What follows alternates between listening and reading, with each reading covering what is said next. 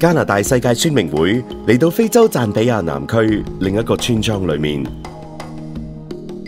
一個村莊比其他嘅村莊較為貧窮。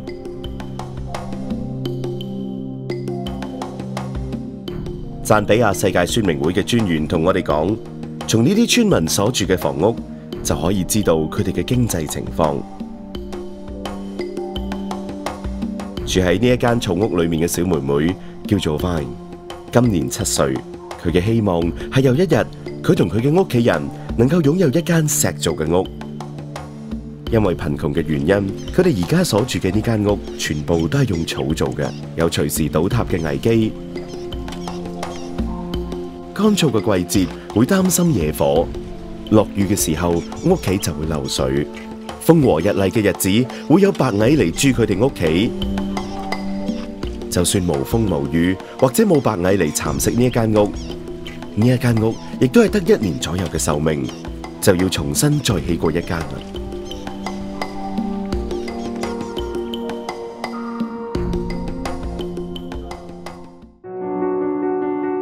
除此之外，Vine佢亦都希望能夠擁有一張床同埋一張完整嘅被鋪，因為佢哋一家完全冇經濟能力買到一張床。而被鋪亦都只係用一啲爛衫同埋爛布嚟織成嘅。Yeah, one of the good definite factors for someone to live life in easefulness is having good beddings. But if you look at this particular household, they don't have decent beddings. The beddings that this household use is from finished clothing. They will get the finished clothing, like the jean, which was a dress, which was maybe school uniform, and other rags. These rags, they will sew them, put together, and make a bedding for the children, which is not so decent. You can even see the quality of the blankets that they use. It's torn. It's torn. I wonder how they can even use it during cold winter season, when it is too cold. The temperatures are at 4 degrees centigrade. I don't know how these children are surviving using this kind of beddings, especially in June, May, June, dry, when it is too cold in this country. 家境貧窮嘅 Vine 從來都冇鞋着，每日返學都要赤住腳咁行1個鐘頭。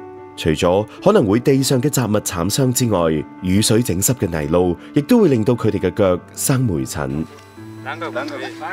世界宣明會嘅同事今日就為 Vine 送上一對新鞋。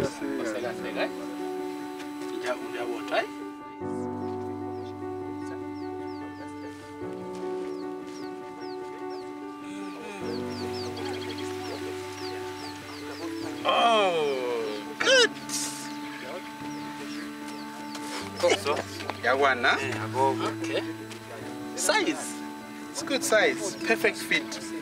終於有鞋着嘅 Vine， 佢好開心。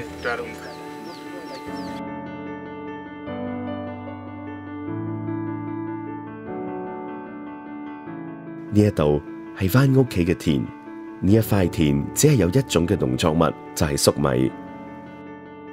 因為面積細小，農產又少。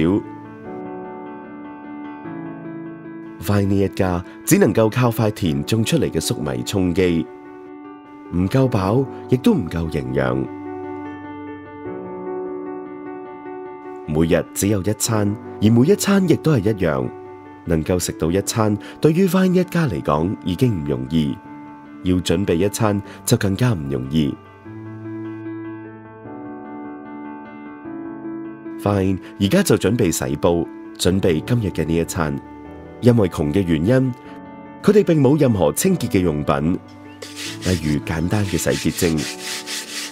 Vine 只好用地上嘅沙加一啲啲嘅水，就當成沙粉，省煲上面嘅污漬。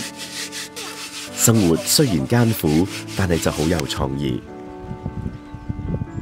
除咗唔夠食物之外， Vine 都要面對唔夠錢返學嘅問題。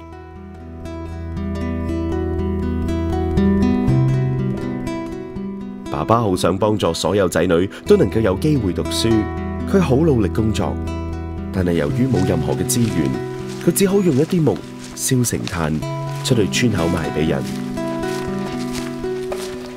但係由於炭本身賣唔到好多錢，Vine 一家淨係靠賣炭，一個月只能夠揾到4個半加幣。而Vine一個月嘅學費未計書簿費就已經需要4個半加幣啦，生活相當困難。